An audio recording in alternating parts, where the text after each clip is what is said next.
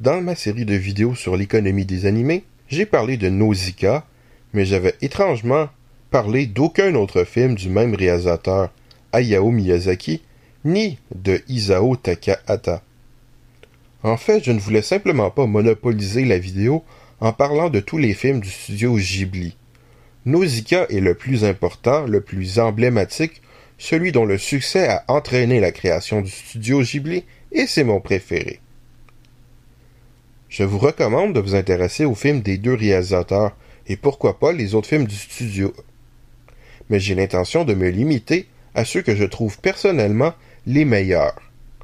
Le succès de Nausicaa a donc entraîné la création de Ghibli pour faire un autre film avec à peu près la même équipe, Le Château dans le ciel, sorti en 1986.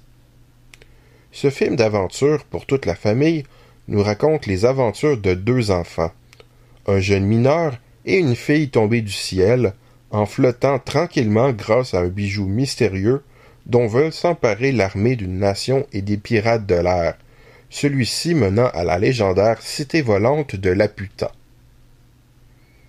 Un extraordinaire divertissement pour toute la famille qui va réussir à enflammer ses publics avec son aventure, son humour et son sentiment, dont le seul reproche qu'on peut lui faire, si c'en est un, est d'avoir un réel vilain, contrairement à tous les autres films du studio. Les deux cinéastes ont ensuite chacun réalisé un film en même temps, Le tombeau des Lucioles de Takahata et Mon voisin Totoro de Miyazaki. Le premier est sans aucun doute le plus grand film sur la survie des enfants durant la guerre. L'histoire se passe pendant la Seconde Guerre mondiale, à l'époque des affrontements entre le Japon et les États-Unis. Il met en scène deux enfants, la petite sœur et le grand frère. Le père est à la guerre et la mère meurt dans un bombardement au début du film. Les enfants devront aller chez leur tante. Disons que ça ne se passe pas très bien. Éventuellement, les deux enfants vont partir de là et aller vivre ensemble, les deux dans une caverne, le grand frère allant voler de la nourriture. J'ai déjà mentionné Le tombeau des Lucioles en parlant de Barfugen, et comme ce dernier, c'est un chef-d'œuvre, peut-être même encore plus. Il est impossible de voir ce film sans pleurer, à moins d'être un robot. Mon voisin Totoro est quant à lui un film pour les tout-petits, mais que les adultes aussi peuvent apprécier, de par sa grande qualité, sa poésie et son contexte. J'ai entendu plusieurs personnes dire que c'est leur Ghibli préféré. Deux petites filles viennent s'établir dans une nouvelle maison en campagne avec leur papa, alors que leur maman est à l'hôpital. Les deux fillettes vont rencontrer de jolis monstres poilus, dont un géant, Totoro, le protecteur de la forêt. Ce film fort mignon et sympathique est très bien. Les deux films ont été projetés ensemble. Étrangement, Totoro était le premier des deux, histoire de détruire le spectateur avant le tombeau des Lucioles, je présume, mais certains propriétaires de salles ont inversé les deux pour que Totoro console les spectateurs, quoiqu'apparemment des spectateurs quittaient la salle pendant le film. Définitivement un étrange choix de film à projeter ensemble. Takahata va réaliser quelque temps plus tard Only Yesterday, un film à propos d'une femme qui va prendre ses vacances sur une ferme. Ce film nous raconte un peu sa vie à la ferme, mais aussi des souvenirs de lorsqu'elle avait 10 ans, qu'elle se remémore. Lorsque j'avais vu ce film pour la première fois, il m'avait semblé sympathique, mais moyen. Après l'avoir revu, je me demande comment j'ai pu ne pas ressentir plus. Je devais avoir un cœur de pierre, ou plus sérieusement, ne pas être dans le bon mood. Ce film est sans doute plus pour les adultes que pour les enfants de par sa tranquillité, sa thématique, son esprit, mais il peut être vu par tous et il est d'une grande richesse émotionnelle, un autre chef-d'œuvre signé Ghibli. Avec Princesse Mononoke, Miyazaki nous crée un film assez similaire à Nausicaa, mais aussi assez différent. Comme son prédécesseur, Princesse Mononoke nous propose une grande aventure épique tout en faisant preuve de retenue, de délicatesse, de profondeur. Ce film s'adresse lui aussi à un public d'enfants plus âgés ou sinon d'adultes. Les plus petits risquent d'être effrayés, Mais ce film ne nous présente pas un hypothétique futur lointain, mais un mythique passé. Il se déroule durant l'ère féodale japonais, quoiqu'à l'époque où les armes à feu étaient entrées au Japon, mais aussi une époque fantaisiste, avec la puissance de la nature, la présence des dieux, des animaux géants. Ce film nous relate l'histoire d'un jeune homme maudit après avoir vécu un démon attaquant son village. Celui-ci va se mettre à voyager vers les terres d'où vient le démon en portant un regard sans haine. Il y découvrira les affrontements entre les dieux de la forêt et les humains d'un village minier qui construit des armes à feu. Il y verra la princesse Mononoke, une jeune femme élevée par les loups, la beauté de la forêt et la vie des hommes. Ce grand film épique, bien que clairement pacifiste et aussi écologiste, et plutôt féministe bien sûr, fait dans la délicatesse, la subtilité et la profondeur un autre chef-d'œuvre. Des années plus tard, Isao Takahata va sortir de sa retraite pour réaliser le film Le conte de la princesse Kaguya, adapté d'un conte traditionnel japonais que tout le monde connaît là-bas. Un coupeur de bambou découvre une toute petite princesse qui va se transformer en bébé après qu'il l'ait montrée à sa femme. Ceux-ci vont l'élever, mais elle va grandir très vite. Elle devient amie avec un groupe d'enfants de la forêt. Son père va ensuite décider de l'amener à la cour pour qu'elle puisse devenir une princesse digne de son rang. Elle deviendra une femme reconnue pour sa grande beauté, la princesse Kaguya, mais repoussera ses prétendants en leur demandant d'accomplir des tâches impossibles.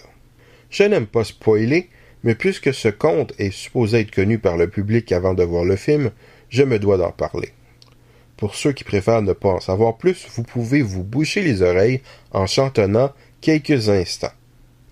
La princesse Kaguya se révèle venir de la lune, et à la fin, son peuple vient la chercher et va lui donner un habit qui va lui faire oublier sa vie terrestre. Ce conte est habituellement accompagné lorsqu'on le récite par des illustrations d'enfants, du moins si je me fie à ce que j'ai vu dans d'autres dessins animés japonais. Sans doute suite à cette tradition, Takahata a décidé de donner au film un style illustré à l'aide de l'ordinateur, de traits au crayon de couleur ou de l'aquarelle. Cela donne des couleurs magnifiques, un genre de dessin bien différent et une animation assez unique. Ce mot-là me fait presque penser au film de Frédéric Bach, tel que L'homme qui plantait des arbres. Bien que le conte de la princesse Kaguya n'offre certes pas autant de déplacements du décor que les films de Frédéric Bach. D'une certaine manière, il me fait penser à certains des vieux films de la Toei, tels que Le Serpent Blanc, Wanpaku Oji no Orochi Taiji, connu en anglais en tant que The Little Prince and the Eight-Headed Dragon, Le Petit Prince et le Dragon à 8 têtes, ou Le Prince Espiègle et l'extermination du serpent géant, et bien sûr Horus, Prince du Soleil, premier film de Takahata. En voyant ce magnifique conte d'une grande richesse visuelle se dévoiler devant mes yeux, je me sentais retomber en enfance. J'ai de la difficulté à comprendre comment ce film peut être déficitaire.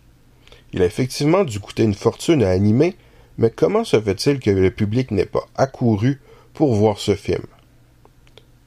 Peut-être est-ce attribuable au fait que les Japonais connaissent déjà tous l'histoire et sont habitués de voir ce conte accompagné de ce type de visuel. Mais c'est tellement beau à voir en mouvement, un tel moment merveilleux à passer, un tel ravissement, que je ne peux concevoir qu'on ne puisse pas vouloir voir ce film. Ce spectacle visuel époustouflant sera sans doute trop japonais ou enfantin pour certains, mais pour les autres, c'est un chef-d'œuvre. Pour passer dans un registre totalement différent, je vais maintenant parler de Yoshiaki Kawajiri, un cinéaste un peu particulier.